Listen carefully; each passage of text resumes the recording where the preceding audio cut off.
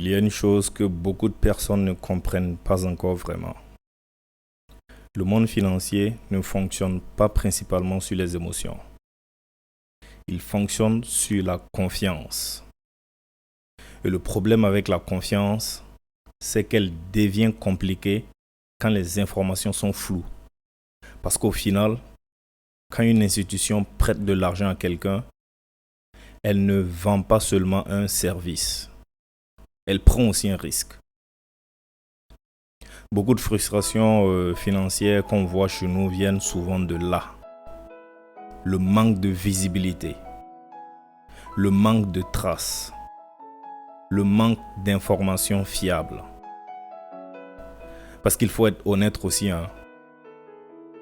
si quelqu'un vient te demander plusieurs millions aujourd'hui, toi-même tu vas bien réfléchir. Même si la personne parle bien, paraît sérieuse ou s'est bien habillée, tu vas quand même te poser des questions. Tu vas vouloir comprendre comment cette personne gère l'argent, comment elle se comporte avec les engagements, est-ce qu'elle est stable, est-ce qu'elle est disciplinée, etc. Et ça, c'est purement humain. On fait tout ça inconsciemment, même entre amis.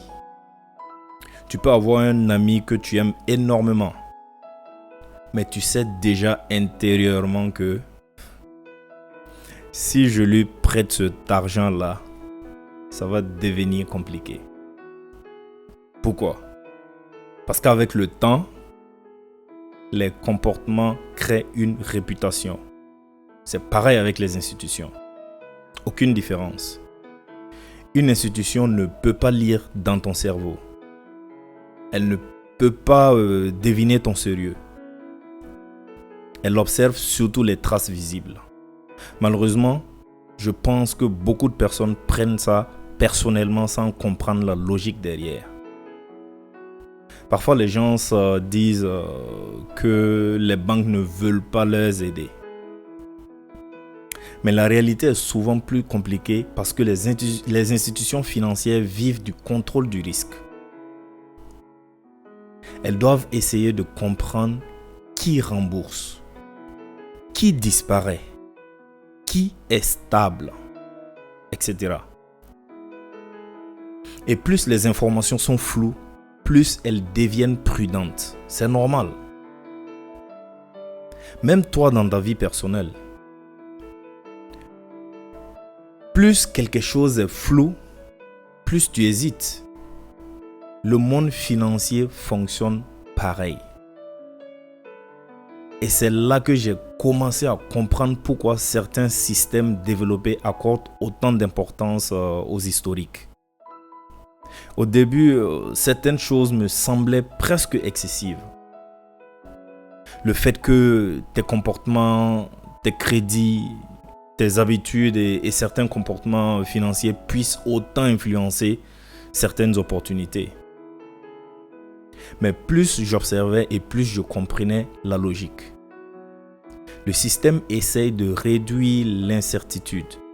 Parce qu'au final, le risque coûte énormément d'argent. Et plus une économie devient moderne, plus elle commence à fonctionner avec les données, les historiques, les comportements observables et les modèles de confiance. Regarde même aujourd'hui avec Internet. Les applications veulent déjà tout mesurer, tout. Tes habitudes, tes comportements, tes préférences, tes régularités, tes interactions souvent, etc. Le monde devient de plus en plus basé sur les données. Donc forcément, la confiance aussi évolue dans cette direction-là. Et je pense que l'Afrique va progressivement entrer encore plus dans cette logique-là, avec le temps, parce qu'il devient de plus en plus difficile de faire fonctionner les systèmes financiers modernes sans visibilité fiable. Et ça ne concerne pas seulement les banques. même entre entreprises, entre partenaires et investisseurs.